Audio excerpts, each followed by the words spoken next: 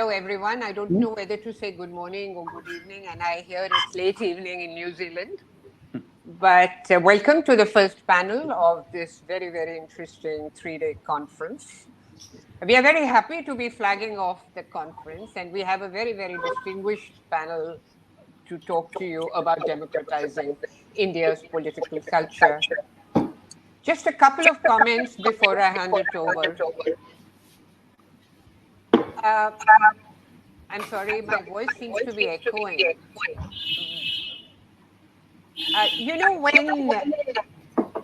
When India drafted its constitution, there were a number of skeptics who said democracy will not work in India. It will not work in India because India lacked all the preconditions which marked the emergence and consolidation of democracy in Europe. We had high rates of non-literacy. People were poor. There was hardly any industrialization, and we lacked a middle class, though it was substantially bigger than most of the middle classes that emerged in colonial areas. Above all, India lacked a civic culture. These are the attacks of Selig Harrison. These were also the attacks of Ivor Jennings, who said it's not going to work in India because India lacks a civic culture. And it is true that while the Constituent Assembly was meeting, talks were going on about the impending partition in India, and violence had already begun in August 1946 in the Great Calcutta killings, because people were very unsure where they're going to land up in India or in Pakistan or in a new country of Pakistan. By 1989, one of India's most distinguished political scientists, who is at Yale, Atul Kohli, he said that, India is not going to be a functioning democracy. There is lack of governance. There is lack of any kind of solidarity. But by 1989, 1990, even Kohli was admitting that in India, democracy has succeeded. The institutionalization of universal adult franchise had actually served to create a new class of empowered voters who had not been a part of political decisions till then. They had been completely marginalized from mainstream Indian society. And people were enthusiastically voting, and every analysis of polls tells us that the poor vote more in larger numbers than the middle classes. Nobody would say in India democracy has not succeeded. India is known as the largest democracy in the world, but in recent years, we have started wondering what has happened to democracy, because on every index, India's position has slid quite remarkably. On the democracy index of the Economist Intelligence Unit, for instance, or on the Freedom House index. So we have assembled a very distinguished set of speakers and scholars to analyze the democratization. How do we once again get hold of our democratic political culture? If I may briefly introduce 3 speakers, Dr. Ashwani Kumar has been in public life for a fairly long time. He has been our law minister. He's a very distinguished lawyer. But above all, he is a thinker, a writer, and a man who doesn't hesitate to take on ruling elites. He is distinctively anti-establishment in many of his pieces that he's published. He's the author of 3 books. He's a great lover of poetry and literature. And he brings to his writing a normativity that has stemmed out of his engagement in public life, with public life, and in politics. Welcome to the panel, Dr. Ashwani Kumar. Our second speaker is Professor Mridula Mukherjee, a very well-known historian, professor of history at the Center for Historical Studies, Jawaharlal Nehru University. She has authored a number, along with her partner, Aditya Mukherjee, a number of very, very important books on the Indian national movement. And these, I can tell you, Mridula, they are read by every student who joins Delhi University. She's also been the director of one of India's, probably South Asia's biggest and most impressive research centers, and that is the Center for Contemporary Studies, Nehru Memorial Museum and Library. So we look forward to listening to you, Mridula. And then we have Pushparaj Deshpande, who has an impressive academic background. He's from one of India's leading schools, Dun School, St. Stephen. Incidentally, Pushparaj, Dr. Ashwani Kumar is also from St. Stephen's. So you have an alumni meeting here. And then he went to Oxford to do a degree. Now, Pushparaj is the director of Samruddha Bharat, social research organization. He's also the editor of a series on Rethinking India. And he has published widely in newspapers and journals. In fact, he sometimes sends me his piece, and I'm impressed by the maturity with which he approaches the very, very problematic nature of Indian politics. I must also inform the audience that when I initially contacted Pushparaj and said, will Samruddha Bharat organize at least 3 panels, they landed up organizing 8 panels. So India's presence in global forum is rather pronounced. And we are very happy to be part of it. And may I now ask Dr. Ashwani Kumar to make his presentation. Unmute yourself, please. I think you're muted. Oh, I'll do it. Yeah, sorry. I'll do it. Yeah.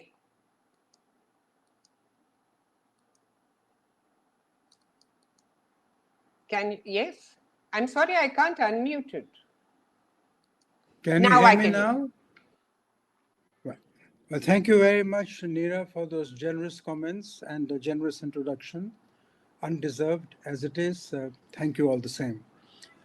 I must also thank the organizers of the Global Forum and Samruddha Bharat for asking me to join this conversation on an extremely important subject, the democratization of India's political culture. And indeed, it is relevant today for more reasons than one, because we have seen disappointing and rather terrifying assaults on the first principles of India's ethos, the first principles of our republic. And that is why it is necessary to lead this extremely important debate on which we are congregating today. Why do I say that this is an important moment for this debate? It is because every single value that we have defined for ourselves in our national charter, every value that has inspired the birth of this nation, and every value that must inspire its future is under attack. I am saying so as a citizen of this country, rising above partisan considerations and speaking from my heart.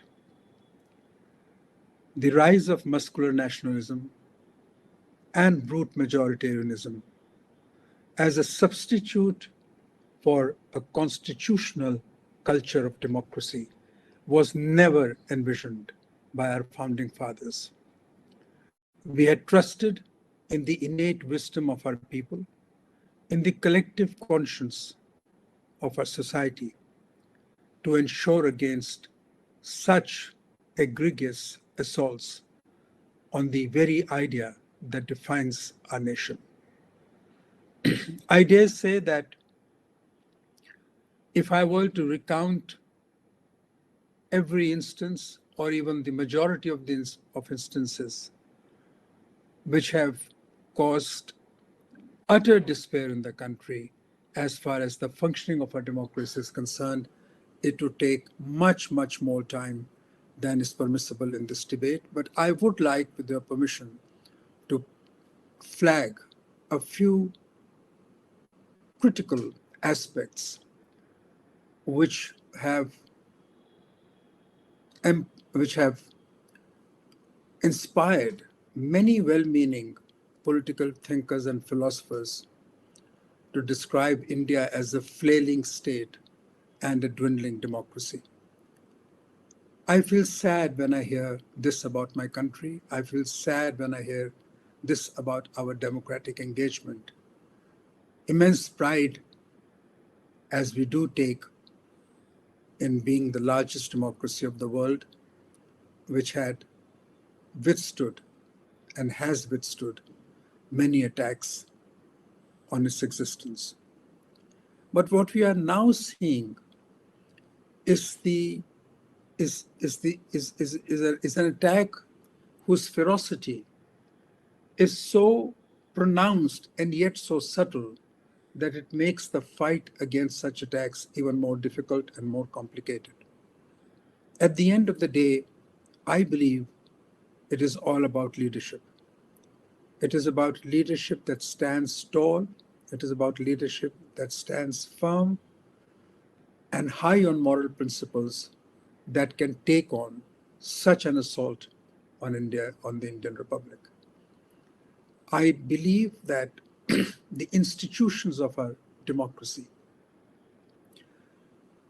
have not exactly lived up to the expectations, certainly not in recent times. Talking about the judiciary, which has been an area of my concern for a very long time now, both as a lawyer, as a law minister, as a parliamentarian. I've seen the high points of Indian judiciary. I've seen and I've read and I've absorbed this a sterling record of human rights jurisprudence established by the Supreme Court over the years.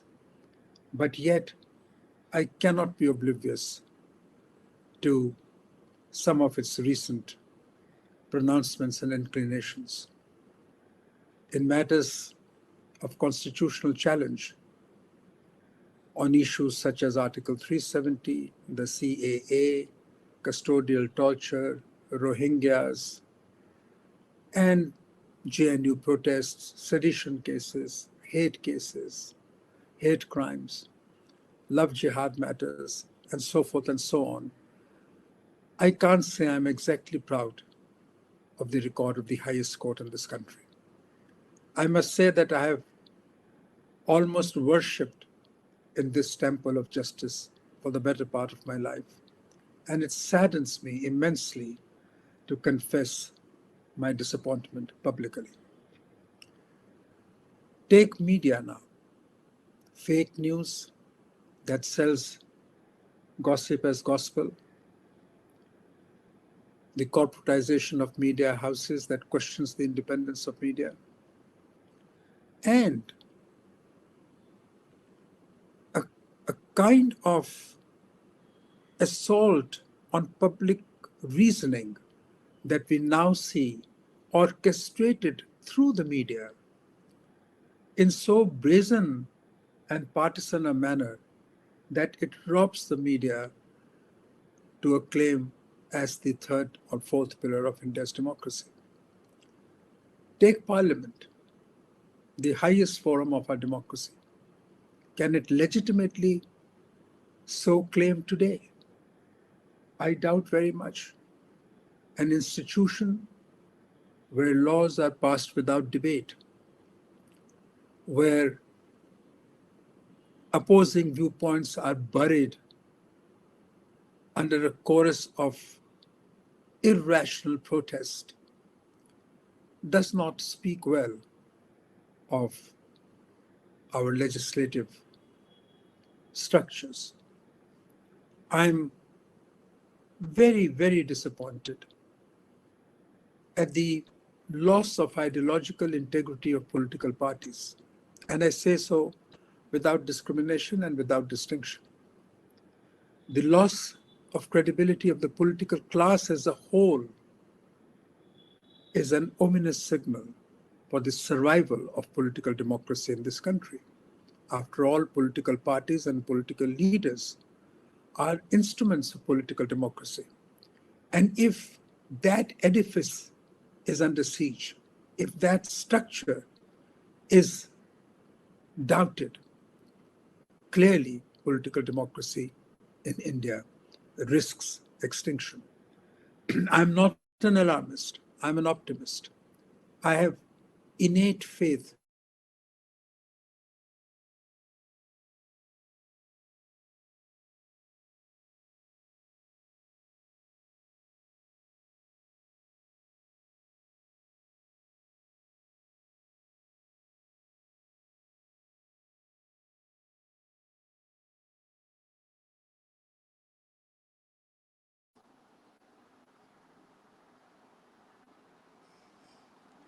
Dr. Ashwani Kumar, can you hear me now?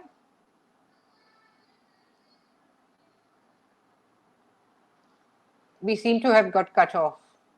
Pushparaj, can we reclaim it?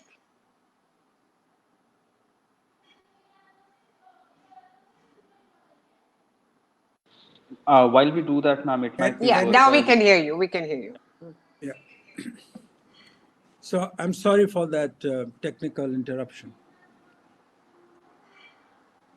Am I audible now? Yes. Am I audible? So I was saying I have innate faith in the resilience of our people to sustain our democratic culture. But who is eventually going to be sustaining this culture? At the end of the day, it is the people of India. At the end of the day, it is in the collective conscience and judgment of our people that democracy as an instrument of their future will survive in this country. As Thomas Mann said several years ago, that the destiny of man in our times is determined in political terms. Political democracy in this country, and along with it, social and economic democracy in this country, if they are to survive, they will survive in the assertion of the people of India. And a time has come for the people of this country to assert themselves in defense of values that defines them. I must also talk about a coarsened political discourse which debilitates the democratic culture. We are no longer discussing questions of power in a constitutional frame of reference, in the language of the Constitution. And that is what political democracy, and that is what our democracy in action should be all about. How is power to be called to account? How is it to be exercised? We know that the pursuit of power in any system of governance is legitimized only with reference to the ends to which it is applied. We must ask ourselves whether we can, in all honesty, say that power in the pursuit of power in India is to be is justified only with reference to the ends. No, I think we are pursuing, the political establishment is pursuing power for its own sake. The pursuit of power in raw is never the democratic way. And therefore, fundamental questions that impinge upon the constitution of this country, that impinge upon the very foundational philosophy of democracy as the preferred form of people ordering their affairs, is in question. And that is the discussion that we must continue to have. And we must continue to say what we must, because if we fail to reiterate and repeat what our core beliefs are, those beliefs get weakened over time. This is the time for assertion. This is the time for conscionable politics. This is the time for nurturing and elevating politics imbued with the ethical imperatives of a conscientious society. Thank you very much. Thank you so much, Ashwini. You've given us much cause, reason to think anew about the preconditions for democracy and why it deteriorates so rapidly. I think this is a question we should be dealing with. How is it that a democracy which had heralded such hope in the lives of people could descend into what we are seeing today? May I now ask Professor Mridula Mukherjee to make her presentation? Thank you, Neera. Uh, Let me begin by thanking Samruddha Bharat and the Global Forum for this opportunity to express just my views, but express my deep concern with what's going on around us today. I think the situation could not have been brought home to us more strongly than by what we have witnessed, in fact, in just the last 36 hours or so. The kind of assault that we have seen, the violent assault on our people, the farmers in UP, which I think it unprecedented since those, even this morning, just before coming for this session, when I was going through the newspaper and seeing some of the videos, they were, I do not have words to describe the horror and pain simultaneously that one felt, both for what had been inflicted on our hardworking people, as well as on our democracy. How can we continue to talk about democracy when it's being assaulted, when people's lives even are not safe, where the ruling classes, and their progeny think that they can just mow through crowds of people with their cavalcades, those hated cavalcades, which have become a sign of the degradation of our democracy. One of the things that I think we need to put on the table is also this whole elite culture, which has come into being in a democratic country, a country of Gandhi, the country which came, independent country that came into being as a result of a freedom struggle led by a man who shunned all power, who shunned all wealth, who shunned all luxury. And where have we reached today, where the entire political class, in fact, is guilty of subscribing to and fostering and maintaining this whole elitist culture, which I think the people of India today look at with great contempt. So I'm sorry to start on this emotional note, but it is, in fact, I think, a very, very sad day that we have witnessed, where the political leaders are prevented from going to the people. How can you have a democracy where the representatives of the people cannot even reach the people when they are in pain? And with those words, let me go back to, as as a historian, naturally, I would like to take the story back to where it all began and talk about the legacy of our freedom struggle and what kind of legacy the freedom struggle actually bequeathed to us in terms of a democratic political culture, and where have we reached today? I think that's a very big question. And I think what I would like to talk about for a few minutes is that legacy. That how, along with the demand for independence, was the resolve for democracy. When India fought its battle for freedom, it was not just freedom from British democracy. In fact, one of the basic critiques of British rule, along with the economic exploitation to which it subjected the people of India, that made India into a colony of Britain. The other basic reason for wanting independence was the unrepresentative and undemocratic nature of British rule.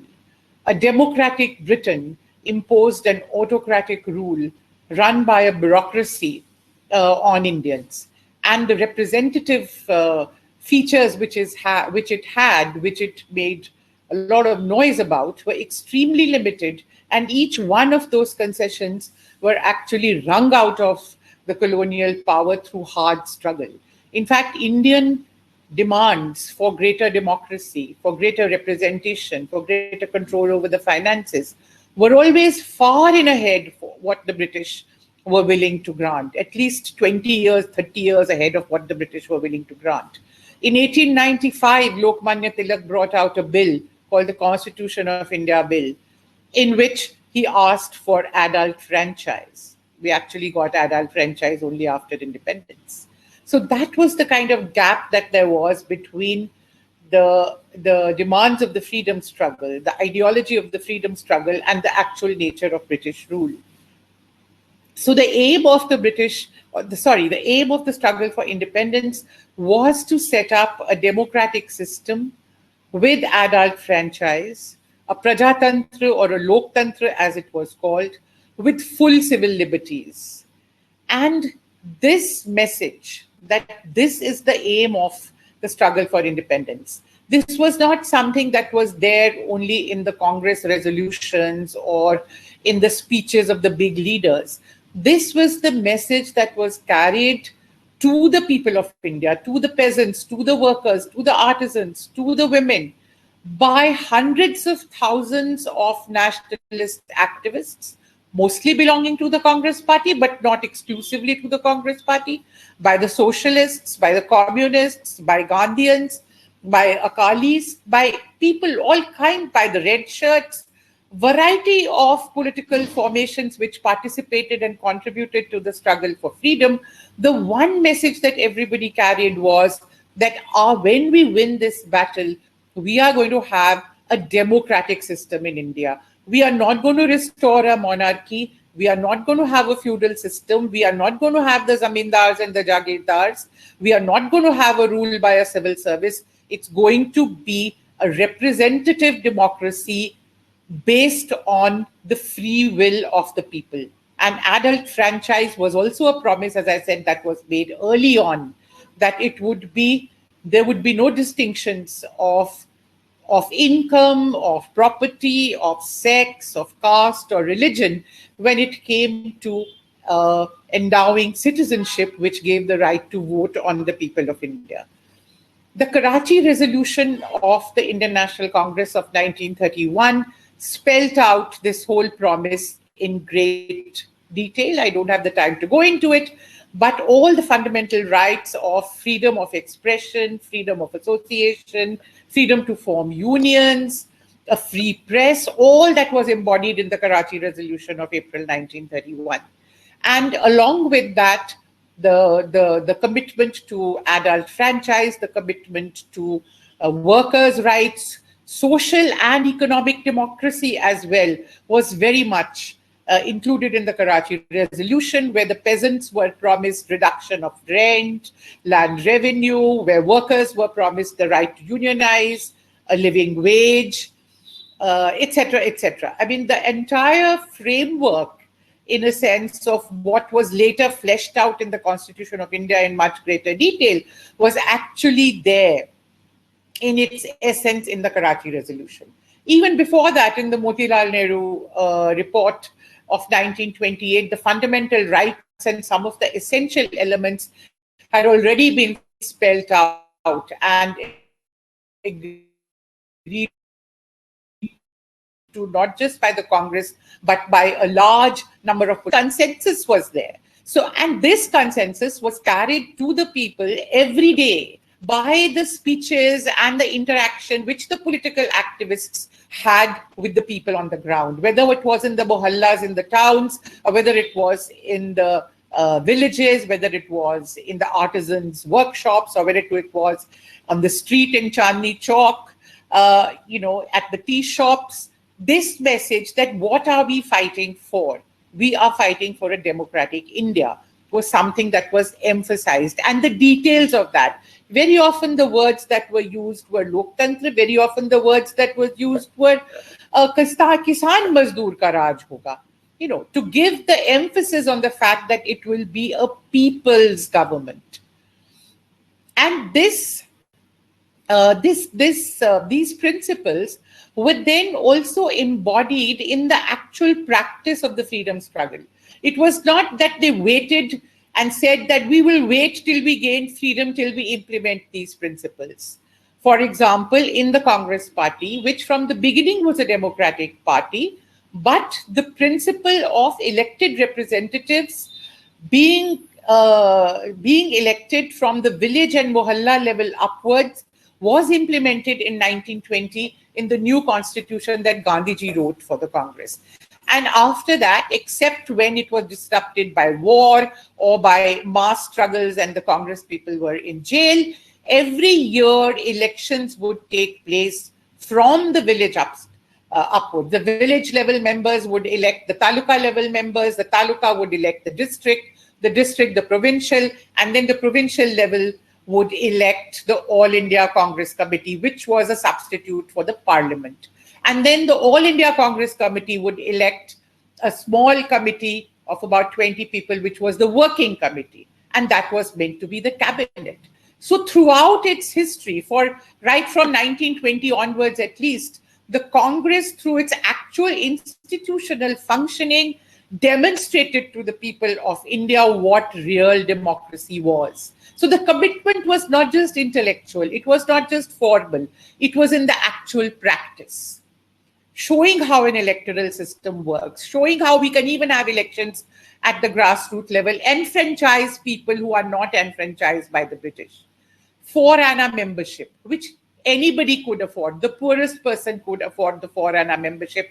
That's all you needed to become enfranchised as a voter for the Congress.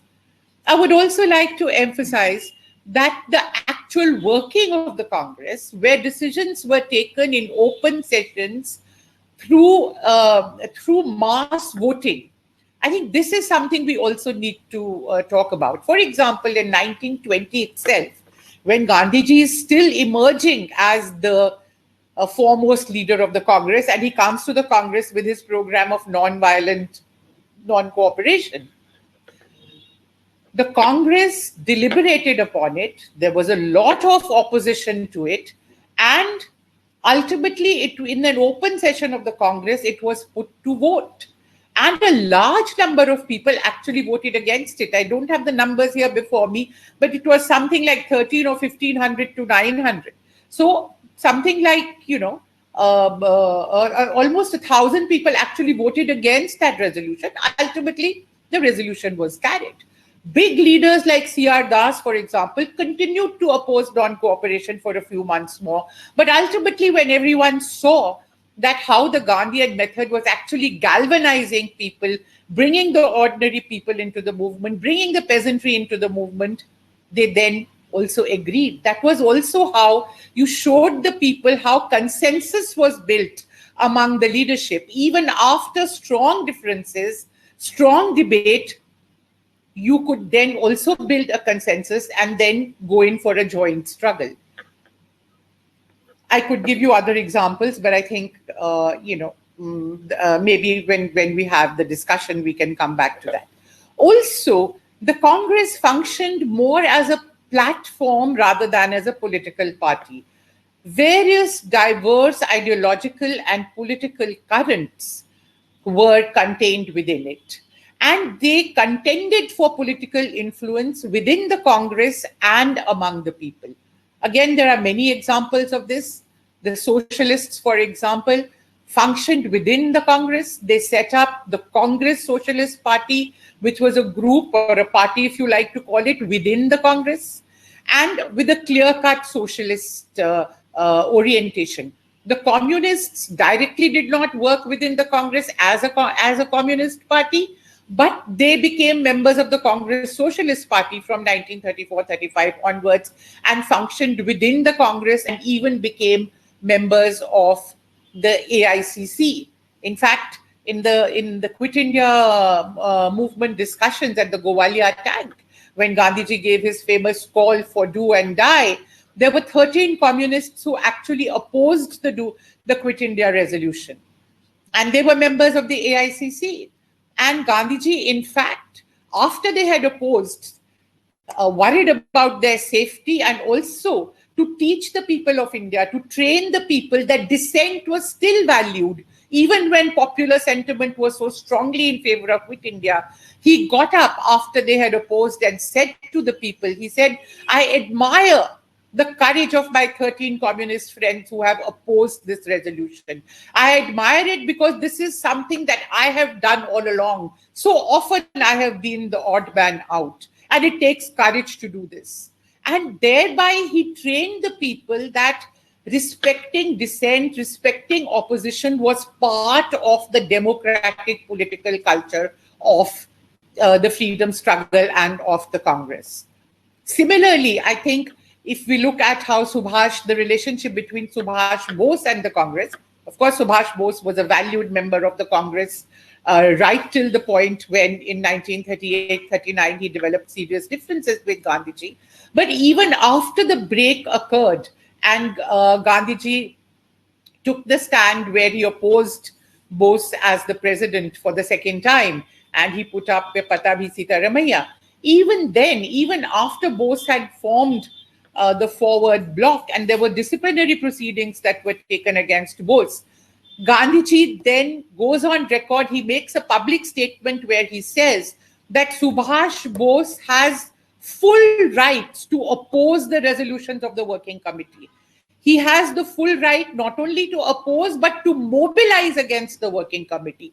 Just as the working committee has a right to place its own opinion before the people and mobilize its own opinion. And a few months later, when the First World War was imposed upon India by the British government, and an urgent working committee meeting was called at Wardha to discuss the new crisis, the new situation, Subhash Bose, who had been disciplined, who had been thrown out, who had already formed the forward bloc, was invited to this special meeting of the working committee because he was still a valued member of the freedom struggle. And he came for those discussions.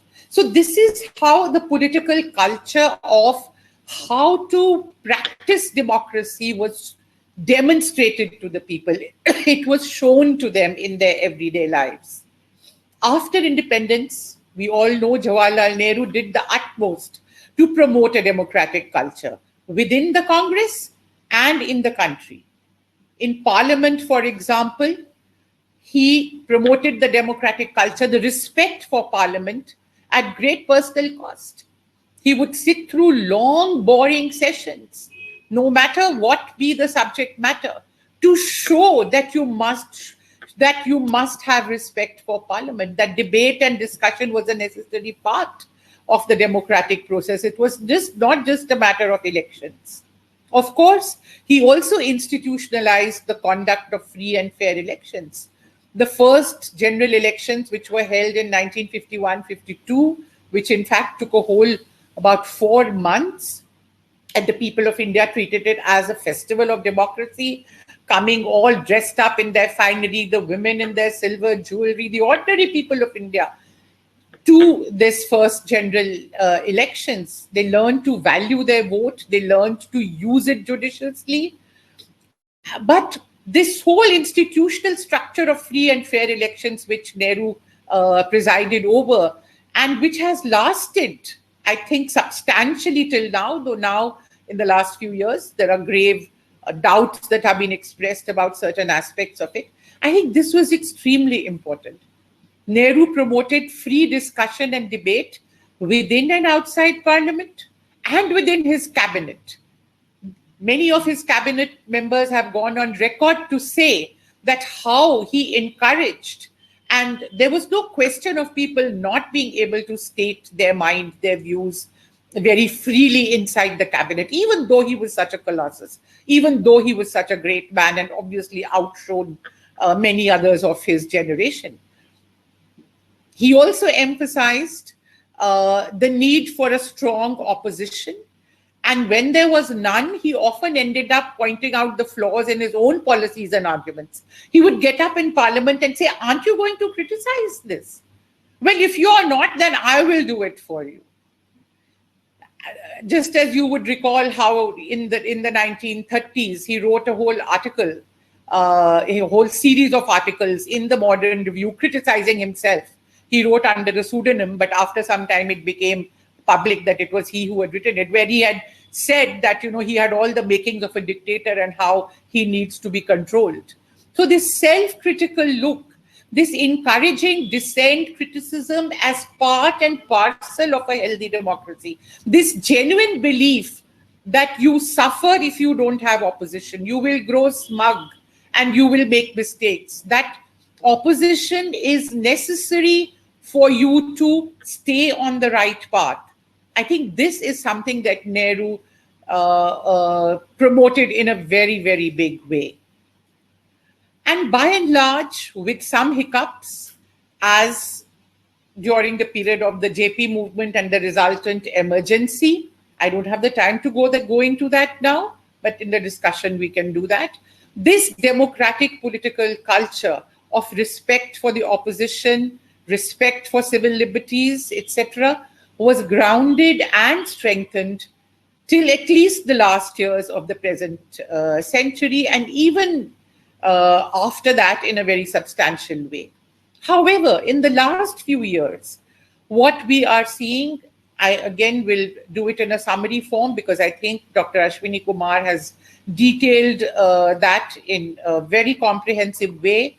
But just to put it on record, I would say that the assaults on democracy that we are witnessing is something which is very serious, which is very grave. We need to take stock of it. We cannot rest on the legacy that I talked about. We cannot rest on our laurels and say, because for so many decades we have survived as a democracy, because of the great achievement we've had, therefore we can be sanguine. We need to be vigilant. The price of freedom, the price of democracy is eternal vigilance, and that's being shown to us now every day. What have we seen in the last few years? Very quickly, we've seen severe curbs on civil liberties, on individual liberty, on the liberty of the press, freedom of expression, freedom of association, freedom of movement, all that has been curbed. The media has been intimidated and it has been bought up.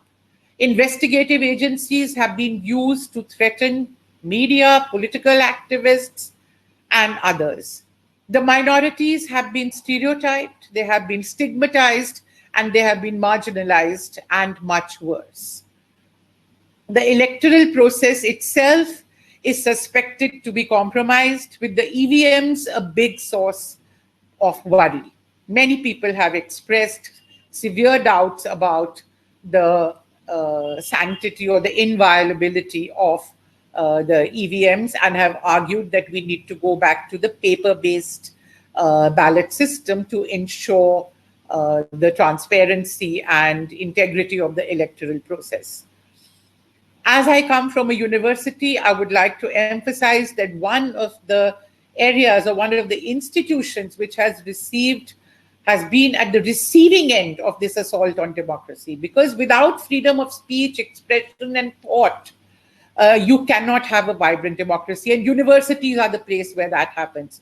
The universities have been sought to be controlled by a variety of mechanisms, including suppression of politically active students, intimidation of teachers, variety of mechanisms, denial of retirement benefits, denial of leave, denial of promotions, making of appointments of unqualified candidates, violating all norms and rules, encouraging vigilante student groups to attack the freedom of speech of teachers as well as invited speakers, and including what we saw in my own university, physical attacks on students and teachers. I could go on, but I think I would like to stop here and come back when we go in for the discussion. Thank you very much.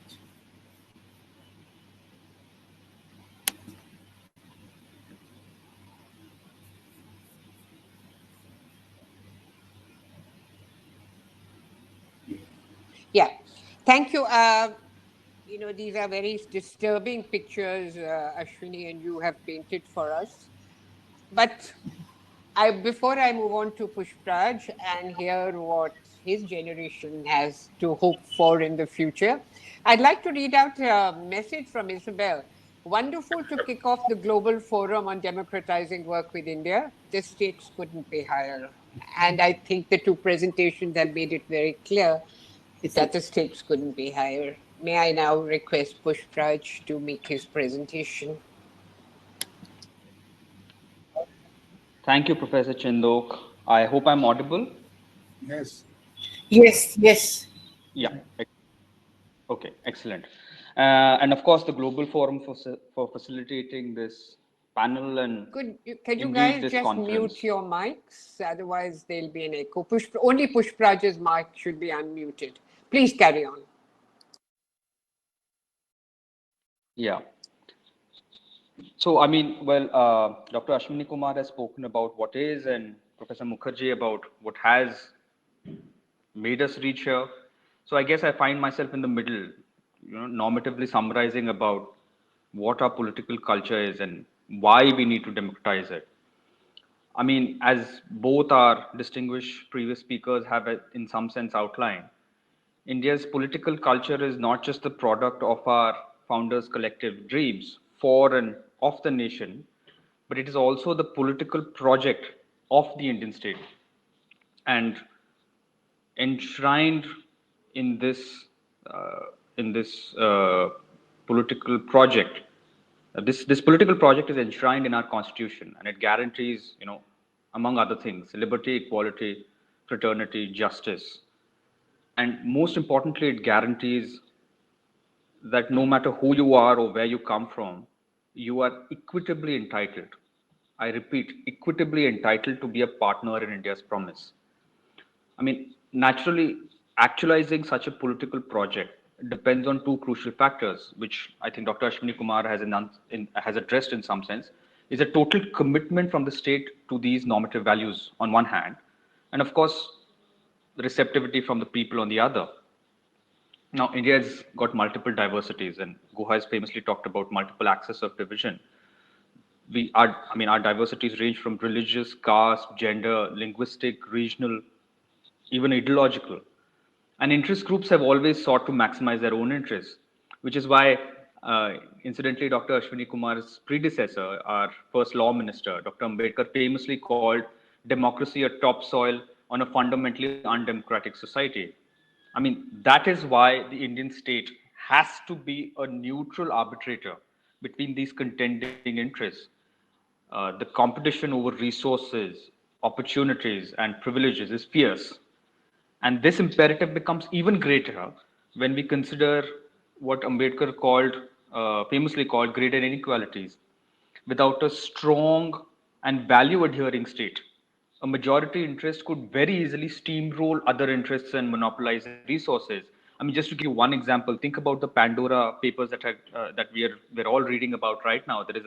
There is a class which has monopolized resources and siphoned them off away from India, and we have nothing to do about it. To do this, to fulfill this constitutional charter, the political project of the state, the Indian state was carefully designed, as Professor Mukherjee has said, to actively engage with society and yet be above it. And since 1947, the state has by and large adhered to this principle. It is largely because of this neutral arbitration that the Indian state has been able to be equitably responsive to the needs and aspirations of different communities and interest groups. I mean, there are those that have argued that nothing has happened in the last 60 years, that we have stagnated, that we have not grown. Frankly speaking, I find that these are all just venal fabrications. We have prospered, and as have our people, and this is largely because of the state. And I want to take the opportunity. I've taken down some statistics. I have this file open here. I want to just cite a few statistics that will illustrate this point. After 2 centuries of colonial exploitation, India was reduced to being one of the poorest nations in the world. An estimated $44 trillion was siphoned off from India in roughly 2 centuries. Yet consider the progress we've made, and each of these have guaranteed fullness of life to Indians in some sense or the other. In 1950, 2 in 3 Indians was poor. By 2014, nearly 80% of the population was above the poverty line. Similarly, literacy was at a dismal 18% or 18.3%.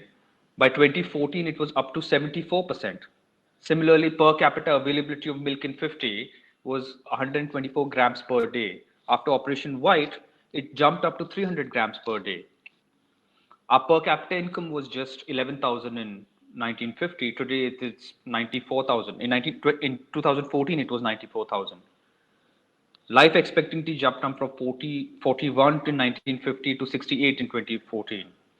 This progress was possible only because the state's political project was, as I said, designed to ensure fullness of life for each citizen. Citizens were eligible for rights and entitlements simply by virtue of their citizenship. In fact, in some cases, people have been extended these rights even if they weren't full citizens. This was because of a bipartisan consensus on what the state should be, how it should conduct itself, and about the fact that it has to be a neutral arbitrator, as I said earlier. However, as both Dr. Ashwani Kumar and Professor Mukherjee and Neera Chandoke have said, this bipartisan consensus has broken down today. Regressive forces, some of which have never accepted the legitimacy of India's constitutional project, have covertly and overtly opposed it. Today, they have not only infiltrated the state, but captured it. And now the state is being misused to further an agenda which is deeply antithetical to the constitutional idea of India, or indeed liberty, equality, fraternity, and even equity. Now, enshrined in this regressive agenda is the belief, and this is very important for us to understand, is the belief that the nation as a territorial construct precedes the body of people that Mahatma Gandhi famously called as the Praja. Now, consequently, rather than viewing citizens as holders of rights and entitlements, the state is increasingly excluding citizens on the basis of their religion or ideological inclination. I mean, Professor Mukherjee spoke about the importance of the Karachi Resolution in institutionalizing political and civil and cultural rights as well as constitutional freedoms. Today, all of these are being methodically undermined, both by the state and non-state actors. I mean, just look at what is happening in the last 2 weeks in Haryana and Uttar Pradesh. I mean, it's just shocking. Professor Neera Chandoke, in fact, I remember in her recent book, Violence in Our Bones, has characterized this as structured violence. This is exacerbated by the fact that the state is being partisan in the application of the law, which shockingly seems to be contingent on conformity to a particular ideology. Naturally, a consequence of this, a corollary of this, is that every institution that has stood the test of time has been compromised and hijacked to further a backward agenda. Lastly, there has been a massive scale back of the state's welfare duties to the people during the COVID pandemic. The right to public health, which was originally somewhat assurance based, was reduced to an insurance based. Lakhs of people were excluded, and the state was fudging data. Similarly, the rights to work and social security which would have been a huge safety net for people suffering from COVID, have been undermined by diminishing budgetary allocations and particular instructions which have been sent on WhatsApp in some cases. I remember the NREGA was the secretary of the Ministry of MORD sent WhatsApp instructions to the state secretaries saying that NREGA should no longer be demand based; it needs to become supply based. I mean, this is just illegal, and not to mention unconstitutional. And right to information, for instance, that has also become, I mean, it's no longer sacrosanct. As a result, centrifugal tendencies have run amok, and they're seriously threatening the sovereignty of the nation state in India today. I mean, with due apologies to Huntington, what we really face today is a clash of political cultures. This clash is a contestation of not just what was, what is, but even about what should be.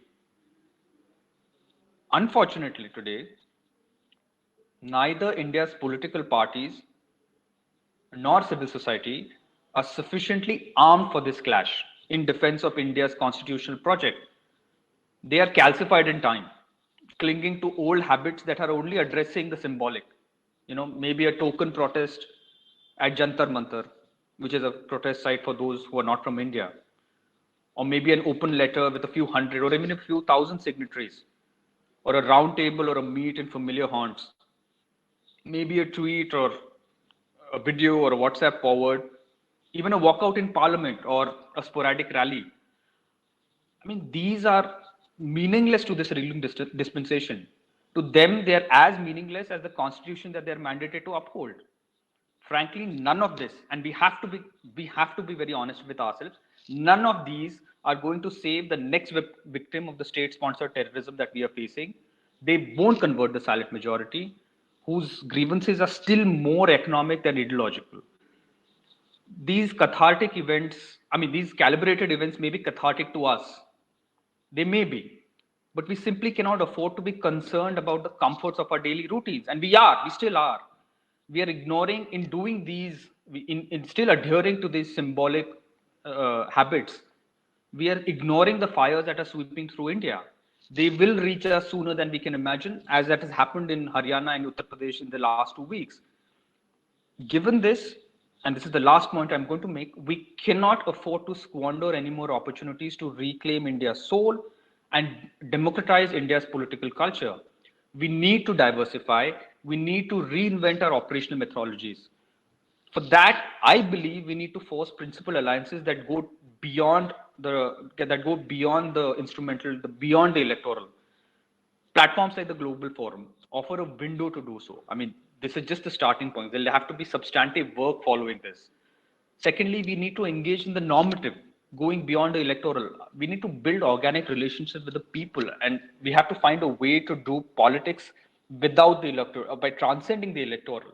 I mean, the regressive forces have focused so much on books and literature and movies and conferences and the media, as Dr. Ashwani Kumar said. I mean, he in fact quoted Thomas Mann. I completely agree with him. We need to. It is the political. We need to reinvent the manner in which we are doing our politics. And for that, most of all, we need to go to the people. Because frankly speaking, I believe we are at a historic juncture in our society. What we will do now will impact not just India, but also the world. And I want to end with this thought. When Project Alamo started in the US, it had a domino effect. It jumped to Brexit. It had effects in Turkey, in Trinidad and Tobago. It had effects in Brazil. It had an effect on India. Now that democratic regression is sort of scaling back. There has been a change of guard in the US. There has been a change of guard in Israel. I don't think, I mean, Brazil is on the cusp of a major reorientation. This is going to have a ripple effect on India. The issue is that are the forces here, are the political and non-political forces, whether they are academics or activists or professionals or bureaucrats or, I mean, students or farmers, are all these forces converging in defense of our, if of our political culture, of the constitutional idea of India? That is what we should be working towards, and only then can we democratize India's political culture. I'll stop here now and give it back to Professor Chandoke. Thank you, Pushpraj. Do we have questions? There's a very interesting comment by Michael Galvin, a moving account by the panel of the epic journey of India in its successful fight for freedom and independence, and now recent erosion. A cautionary, I'm sure you can read it on your screens, but thank you, Michael.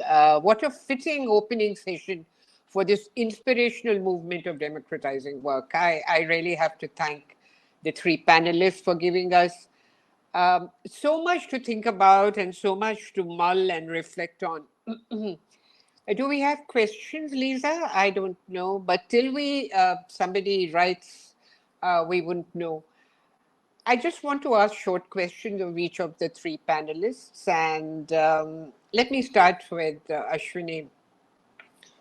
You know, when the Constituent Assembly was winding up its proceedings in November 1946 on the penultimate day, Dr. Ambedkar said that three values of liberty, equality, and fraternity are intertwined. Freedom without equality will be the rule of many, with the freedom of the few. And he says, without fraternity, both of these values will have to be imposed on the people by a constable. You have written a great deal on dignity and how you see dignity as a cornerstone of our Constitution. Do you think the crucial issue today, in the way that the ruling classes, today's ruling class, are treating minorities, the way they are treating their own people, the way a cavalcade on Sunday mowed down our own people, 4 farmers died. Apparently, people were stuck to the bottom of the cars. Do you think dignity is an issue that we should be foregrounding in our political rhetoric, our political discourse? Because you mentioned the decline of political discourse, how do we retrieve it? Could you unmute yourself, please?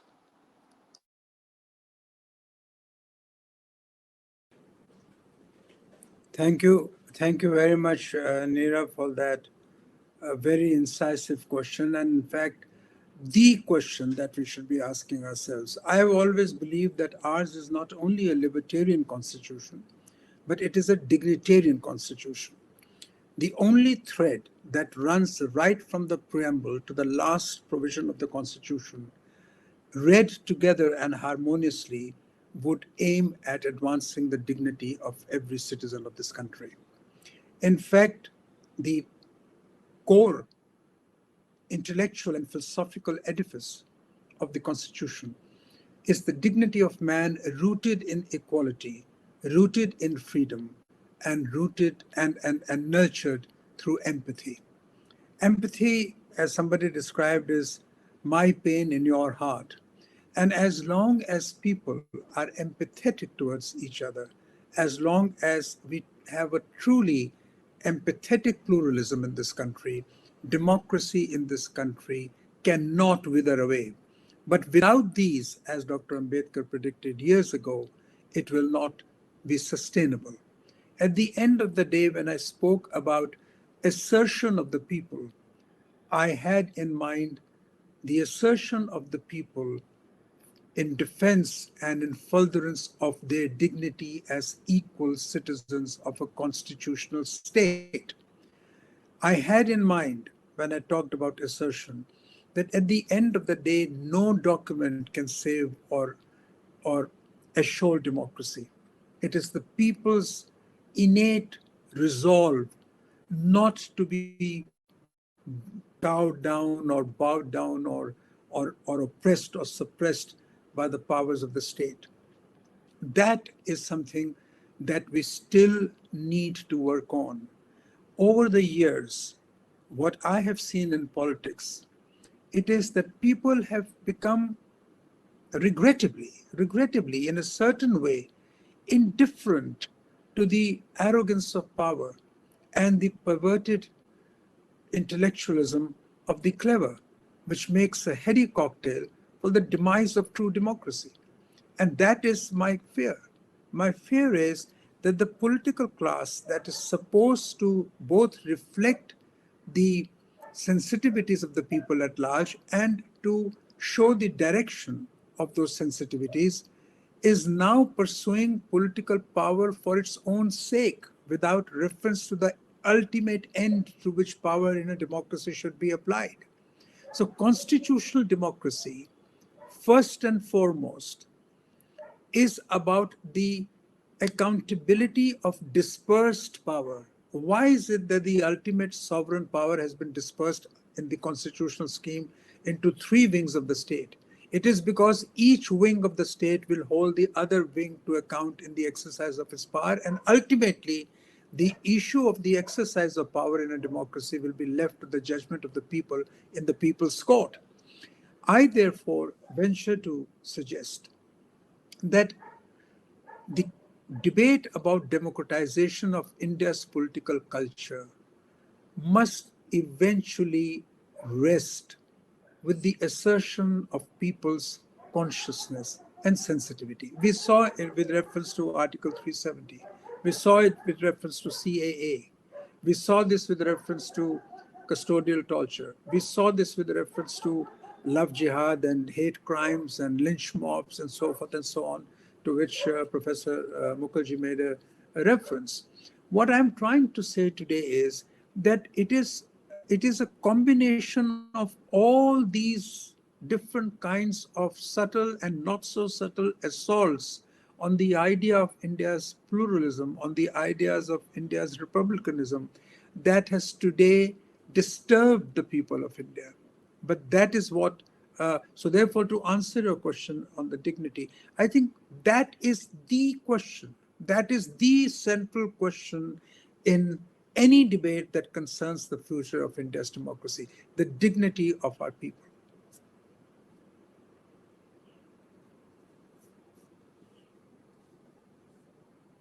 Thank you so much. Mridula, Dr. Kumar referred to the unholy users of power by the power elite just for its own sake and not for what it is meant to be in a democracy.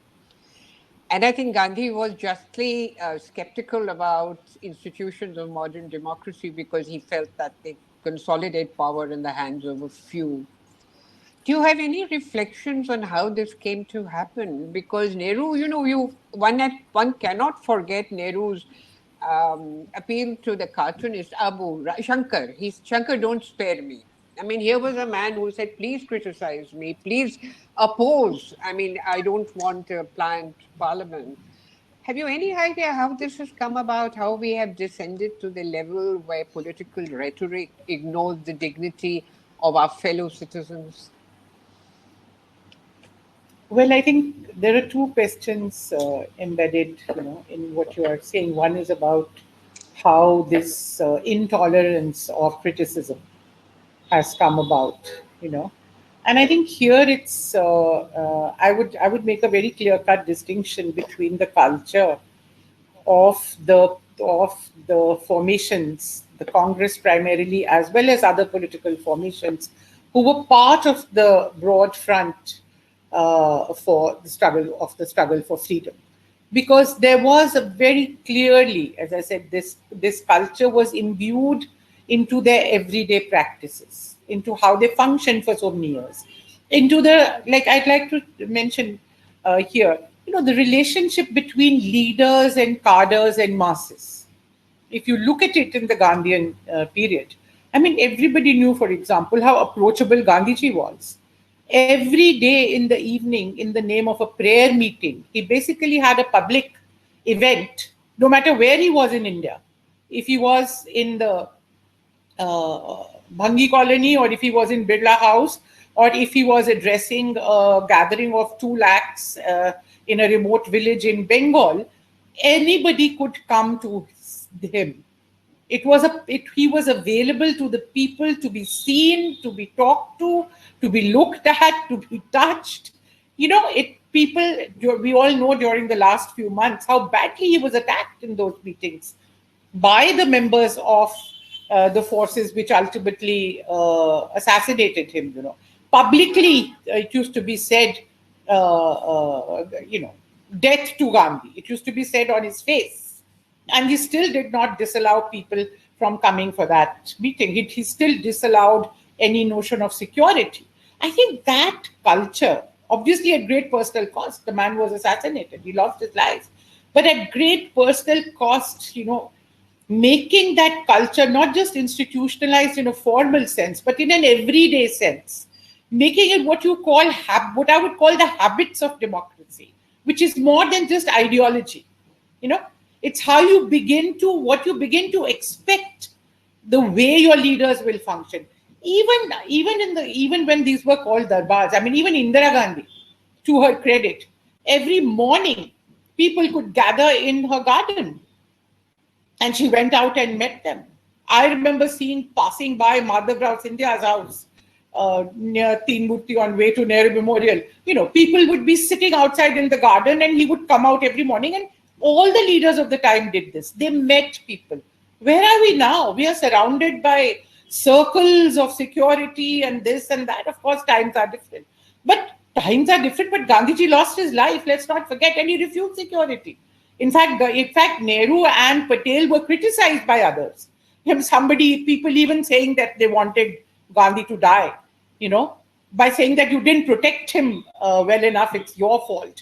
But I think these are very important things, how you actually conduct yourself in politics and what message that sends. And here I would say it's not just a question to some people, it's a question to everybody.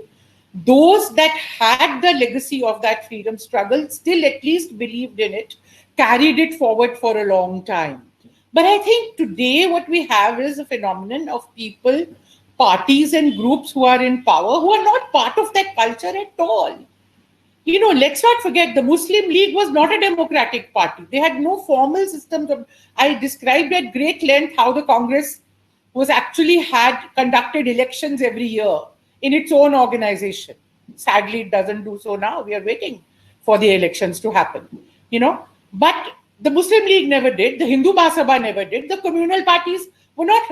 RSS, of course, doesn't even have a formal system of nobody can know even who the members are and who are not. It's a completely opaque organization, not even registered as a political organization or as a social organization or whatever, So, I mean, I think the two political cultures are very different. We need to recognize that. Though I would still say that the question remains, now that 70 years have passed since independence, as Pushparaj was asking, we need to ask ourselves tough questions. in these 70 years, when and where did things begin to diverge?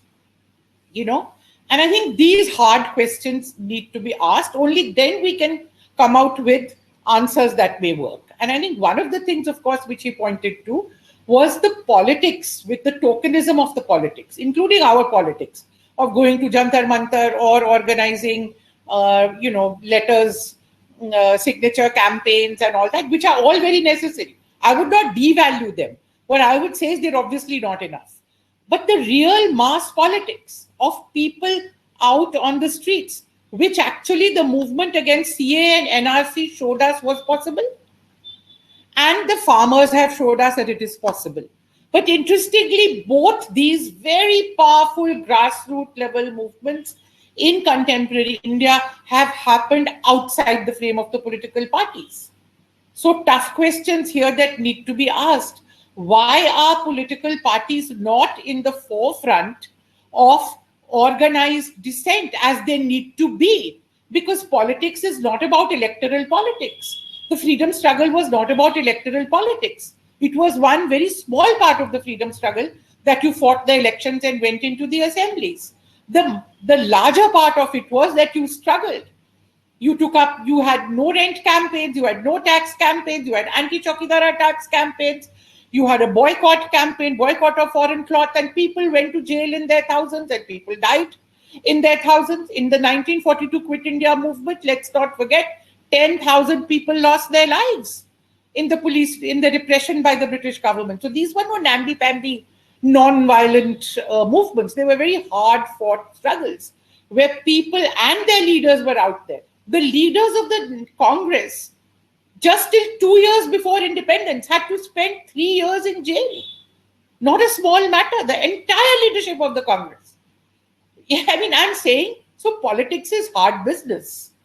Organizing dissent, organizing movements of opposition has to have that kind of commitment where you have to be prepared also for those sacrifices. You will get put into the jail, just as our Bhime Koregaon prisoners are sitting in jail, just as our students are sitting in jail. I think somewhere, we have to see why that's not happening. I mean, of course, there is a whole narrative which I have taken strong objections to, which even our farmers' movement partly fell prey to, because there was so much pressure on them saying, politics and politicians must not come anywhere near this. I can understand them saying we won't allow politicians a place on the stage because so much pressure on them all the time saying you have political, meaning electoral motives. Okay. And somewhere they're falling into that trap. But I think that trap has to be resisted because the place of politicians is on the stage of grassroots level movements. The place of politicians is not only inside the parliament, not only taking a delegation to the president. It is in Lakhimpur Kheri today. Any politician who does not make an effort at least to go to Lakhimpur Kheri doesn't deserve to be our representative. Because if you cannot even empathize, as Mr. Ashwani Kumar said, Dr. Ashwani Kumar said, you can't even empathize with the pain of the people, then what is politics all about? It should at least begin there. It should not end there, but it should at least begin there. I would also like to say that on this thing of dignity, I completely agree with him that this spirit of the Constitution and in terms of our ideals, and I think it's part of the freedom struggle, that was a big thing. Gandhiji's whole thing about Daridra Narayan, which he encapsulated in that phrase, but it was about the dignity of the poor.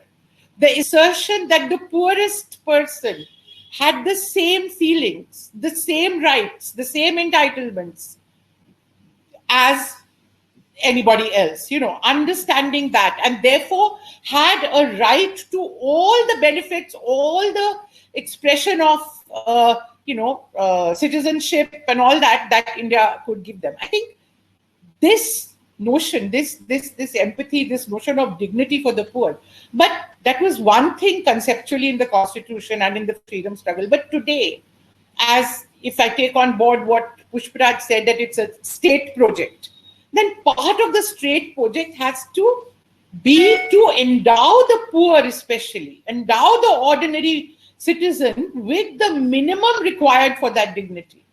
And today, the minimum required for that dignity is right to livelihood, to a decent survival, the right for their children to get education. That we are still talking about 70 years down the line where 5, 6 generations should have been educated.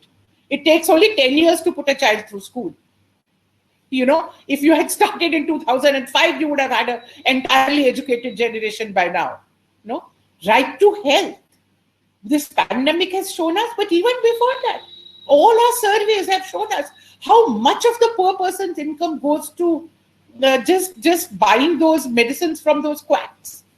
We don't have doctors sitting in the primary health centers, and we've done nothing about primary health using the pandemic. All we can talk about is this insurance, which is then manipulated and more goes into the pockets of the insurers than of the people, or it is eaten away by private nursing homes who make a lot of money out of it. So the commitment, as Amartya said, has been shouting from the housetops that the minimum you need to do is education and health have to be ensured. What dignity can we talk about today? We can't just talk about concepts that remain in the constitution. Today, it has to be, it is that which will enable the people to exercise that dignity. It's not that they don't have the sense of dignity inside. Innate, it is there in our people. But to exercise that dignity, to be able to stand up to the oppressor, to be able to stand up to the politician who pushes them around, to be able to stand up to the school teacher also who treats your children with lack of respect. You need all these entitlements when we're actually talking about the poor.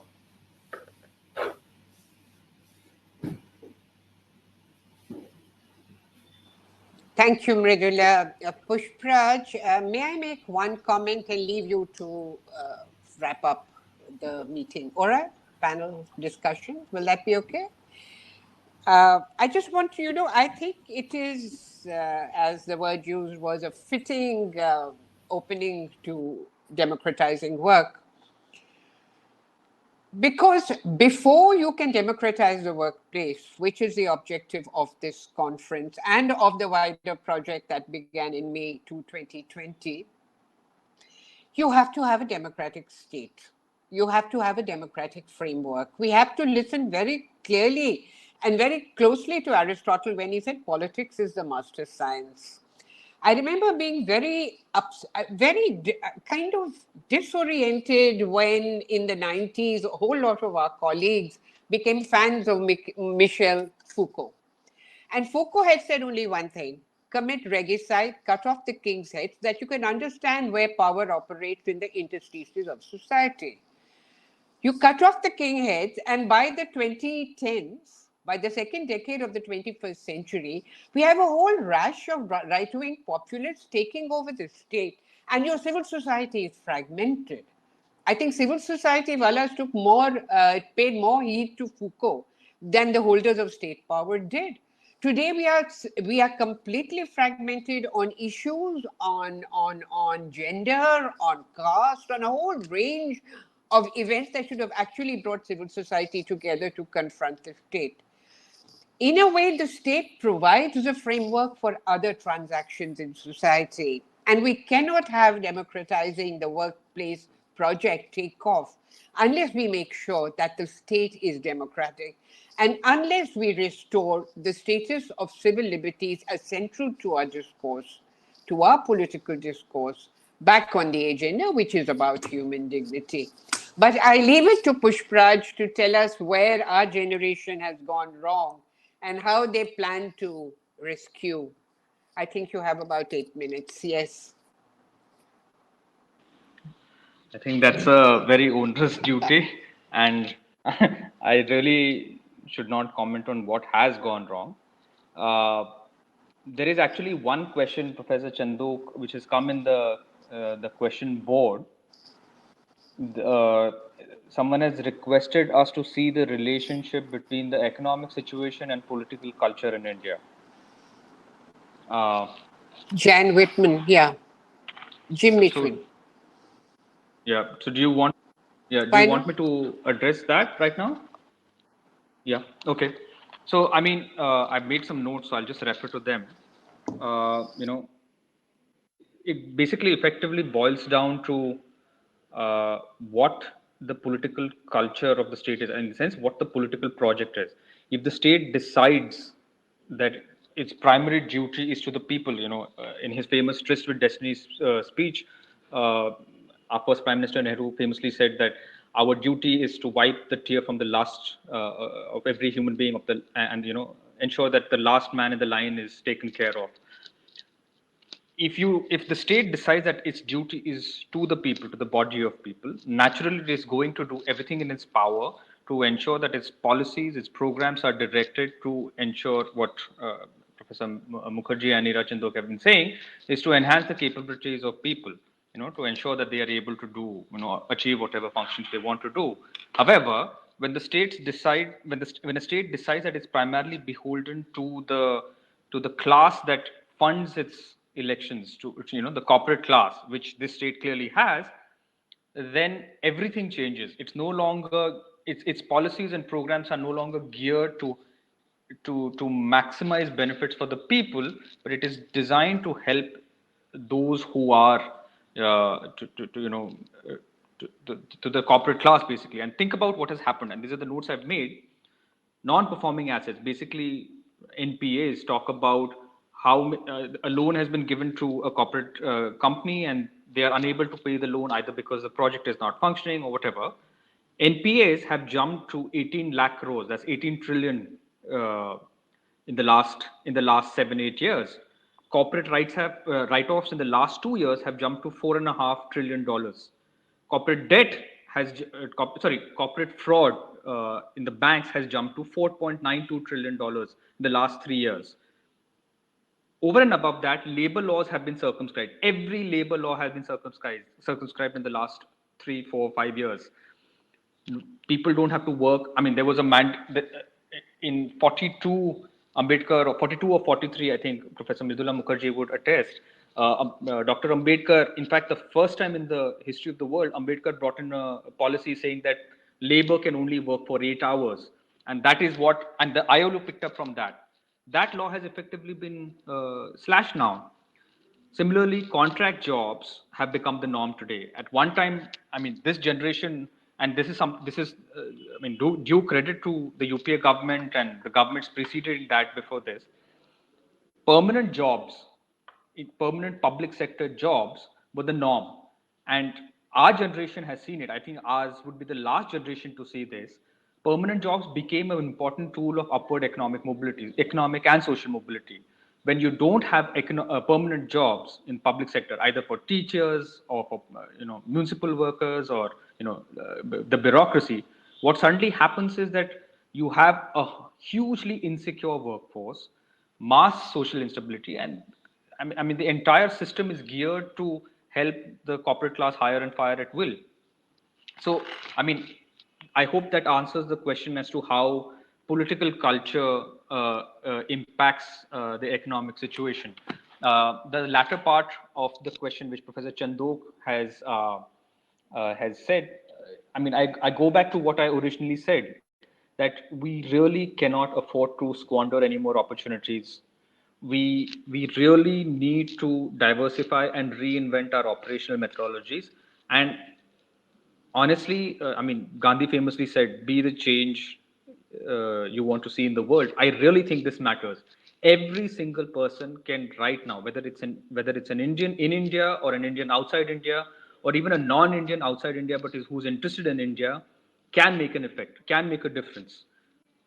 Forging principled alliances in defense of liberal, secular, republican values is something that we all need to collectively think about. And the Global Forum is a good way to have these conversations. But after the Global Forum is finished, I would urge the organizers of the forum to come together to think about how we can sort of cull out some policy programmatic issues that we can champion and put pressure on or lobby with governments worldwide. That would be far more substantive than just having a set of conversations. That's the first thing that I would urge the organizers of the Global Forum to consider. And the second thing is that I don't want to dwell on what Professor Mridula Mukherjee said, that we need to go to the people, we need to have mass civil disobedience, we need to really think about, going door to door and convincing people door to door, mass action in a systematic manner. I completely agree with that, but I don't want to dwell in that because that's already been dealt with very substantively. What I want to really end with is that we need to engage in the ideological, in the normative. How do we convince the people? How do we reclaim the hearts and minds of our people and take them away from this regressive ideology that they've started subscribing to?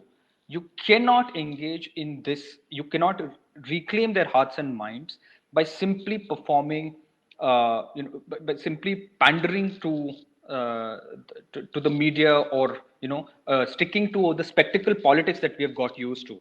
We need to go beyond this.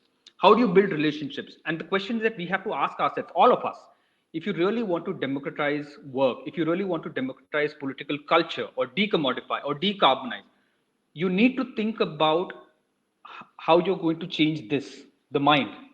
And you can't do that only by the symbolic. You need to engage in the substantive. People don't engage in meaningful issues on a real-time basis.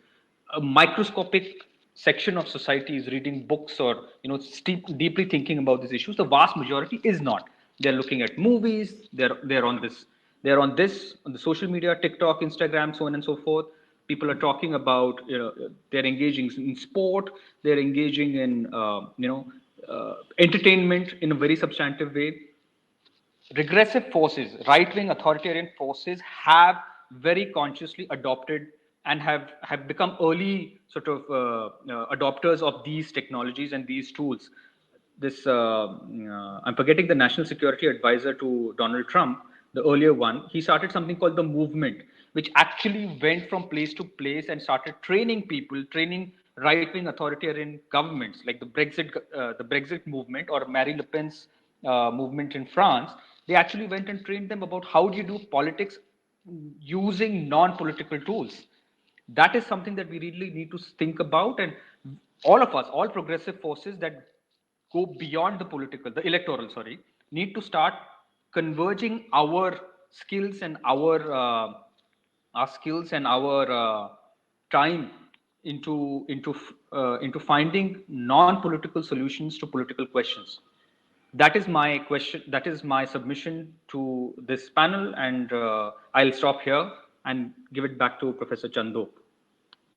Thank you. We have 2 minutes left, so let me wrap up with furthering your response on the political economy of democracy.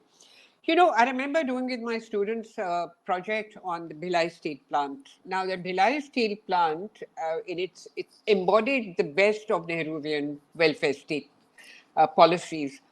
Every worker was given a pension, and his eldest son would be given a job. He was promised that.